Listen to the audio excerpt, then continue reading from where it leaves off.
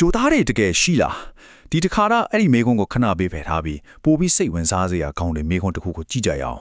အဲ့ဒါကတော့လူများစုကြီးကသူတို့တကယ်ရှိတယ်လို့ဘာကြောင့်အခွင့်အမှာယုံကြည်နေကြတာလဲဆိုတာပါပဲ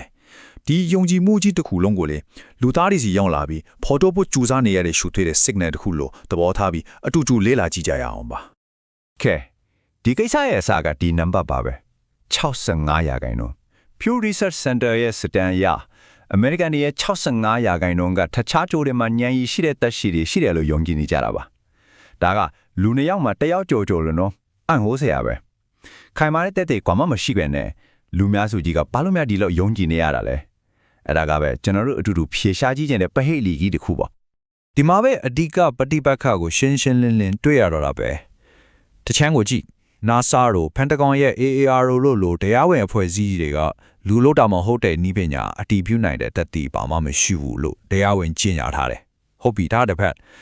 နောက်တစ်ချမ်းကိုကြည့်လိုက်ပြန်တော့လူတို့က UFO တွေကိုဂျူလာရန်တွေပဲဖြစ်ရမယ်လို့ယုံကြည်နေကြတော့ပဲ